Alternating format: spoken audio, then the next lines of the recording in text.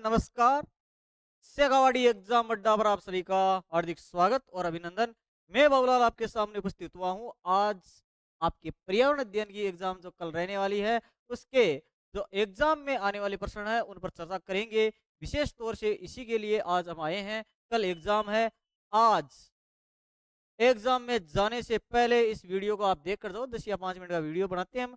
हाँ, आपको मजा आ जाएगा सर देखकर। आपको लग जाएगा वाह सर क्या पढ़ाया है, ओहो हो क्या पढ़ाते हो आप। ये कमेंट जरूर करना। तो समझ में ना आवे तो भी कर देना। मैंने बेरो थे क्या क्या कमेंट करवाना पड़ता है। लो, ये अपना शेखावाड़ी एग्जाम अड्डा। परितंत्र क्या है? What is परितंत्र?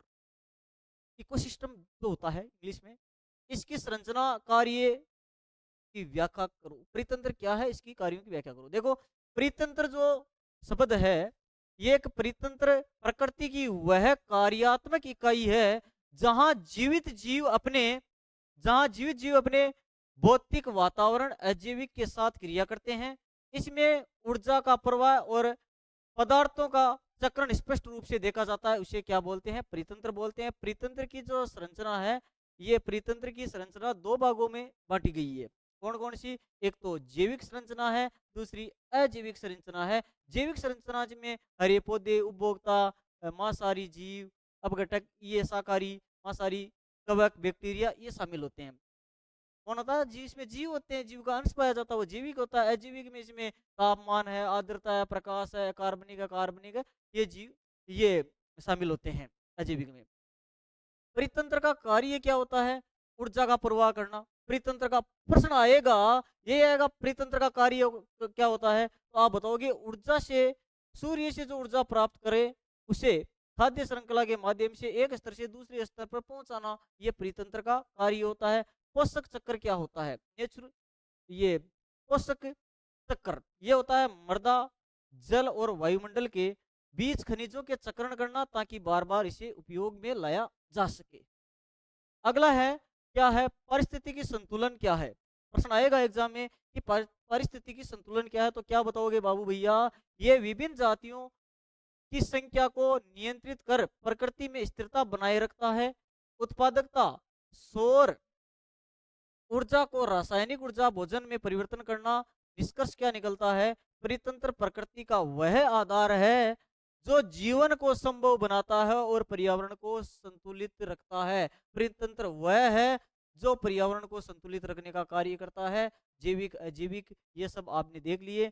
आगे बात करते हैं। सेकंड प्रश्न आपका रहने वाला है, परितंत्र में ऊर्जा प्रवाह को खाद्य श्रृंखला एवं खाद्य को जाल की जो सहायता है उसको समझाना है। क्या है? क्या निकलेगा? ऊर्जा प्रवाह, एनर्जी फ्लो कैसे होती है? परितंत्र में ऊर्जा का प्राथमिक स्रोत सूर्य है। ऊर्जा का प्रवाह हमेशा एक दिशा में होता है। एक दिशीय ऊर्जा क्या है? एक दिशीय इकाई है। यानी यह उत्पादक से उपभोक्ता की ओर बढ़ता है, वापस नहीं आता।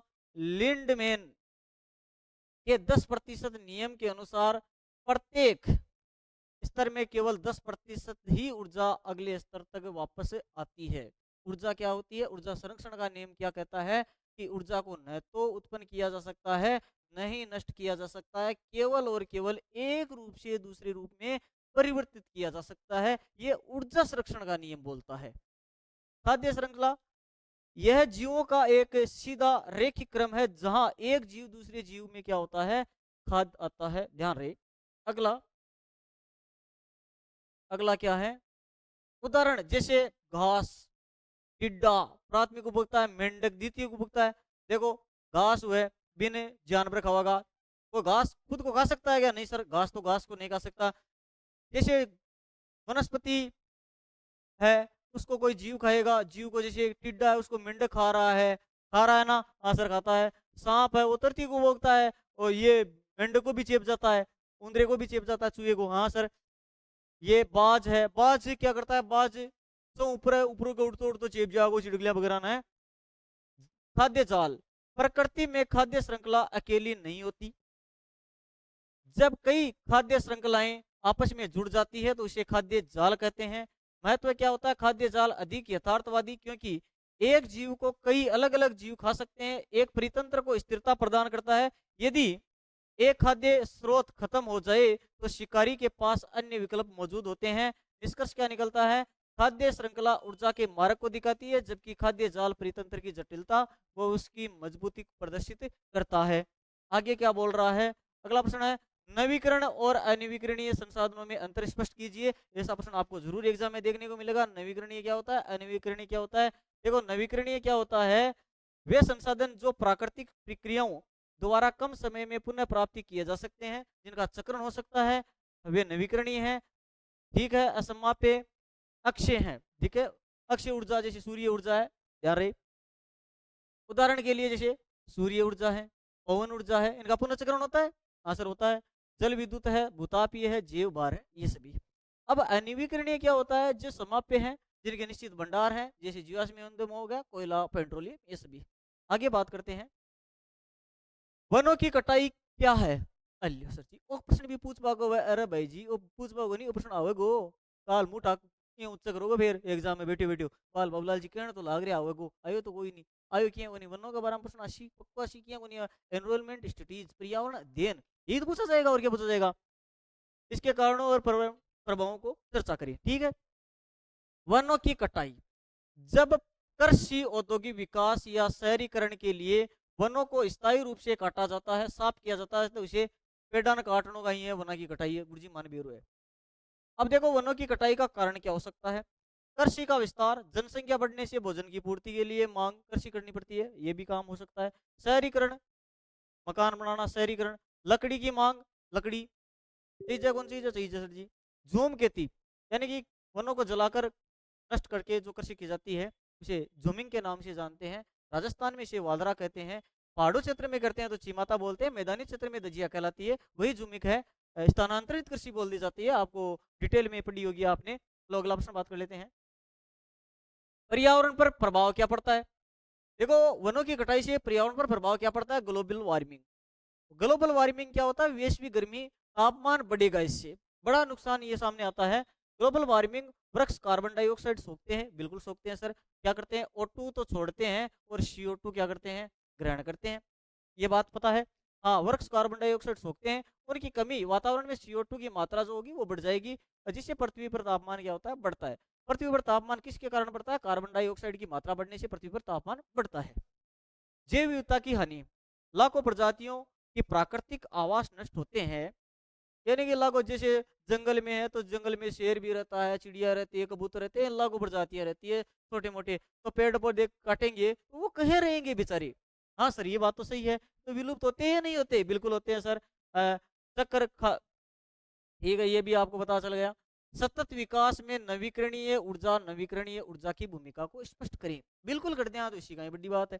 तो कहीं कहने लग रहे हैं, सतत विकास क्या होता है? जिस संसाधन का हम उपयोग कर रहे हैं और आने वाली भविष्य में जो पीढ़ी आएगी उस संसाधन का उपयोग कर सके, उसका दोहन बचा रहे, यही ये क्या होता है? सतत पोषणीय विकास होता है। चलो आगे वाले प्रश्न पर बात कर लेते हैं। क्या है?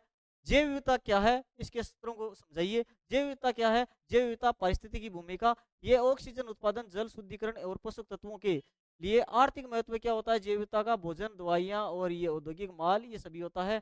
अगला क्या है? वैज्ञानिक महत्व है। अरे आनुवंशिक भंडार, चिकित्सा, कृषि, ये आनुवंशिक महत्व है। ये होगा सौंदर्य प्रशंसन, ये पर्यटन को बढ़ावा देती है नहीं जी? अरे जंगल हुएगो, बढ़िया पार्क होगो, बिगा माँ गुलाब को फूल लगे रहेगो, तो बिगा माँ चक्कर काट काटता कि गुलाब को फूल थे, देवोगा कौन? देवोगा सर, देवोगा तो हुए कोई नहीं जना खटू देवोगा है, तो बढ़ावा देता है, सांस्कृतिक बढ़ावा देती है, ये तो काम होता ही है।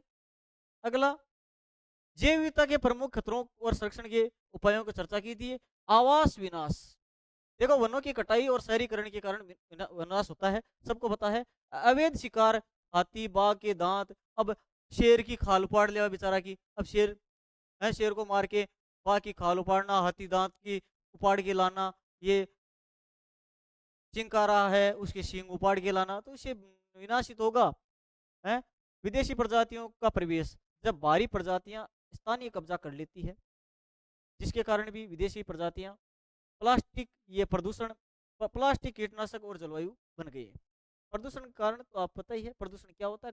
प्रदूषण पर तो लेख लिख सकते हो आप क्यों नहीं लिख सकते सर? लिख सकते हैं जल प्रदूषण होता है, वायु प्रदूषण होता है, ध्वनि प्रदूषण होता है, ये सभी के सभी पर्यावरण पर प्रभाव डालते हैं। संरक्षण के उपाय, अब आप प्रश्न में बताने की कोई जरूरत को नहीं, संरक्षण काहे करना चीज है, अब थाने बताने की काहे जरूरत हमने बताओ है, क्या क्या सुरक्षित कर सको आप प्रश्न तो तेरा कर सको। Okay, best of luck, thank you. मिलते हैं आगे वाली एग्जाम के लिए, आगे वाले पेपर के साथ। इस चैनल पर आए हैं, शेखावाटी एग्जाम अड्डा के नाम से ये चैनल है, इसको सब्सक्राइब करें, अपने मित्रों को बताएं कि शेखावाटी एग्जाम अड्डा के नाम से एक चैनल है जिस पर आपको कौन सी क्लासेज, कॉलेज की एग्जाम की प्रिपरेशन की जाने की, जाने अनजाने में भूल भरोसे इस चैनल पर आ गए हो तो इस चैनल को कर लेना सब्सक्राइब, और अपने मित्रों को बता देना है कि शेखावाटी एग्जाम अड्डा के नाम से एक चैनल बना है, नया चैनल है जिस पर शेखावाटी की जितनी भी एग्जाम लगती है वो सीरीज वाइज आपके जिस प्रकार एग्जाम होगी उससे पहले वाले दिन आपको एग्जाम पेपर की तैयारी मिलेगी। Thank you, best of luck, मिलते हैं आगे वाले सेशन में।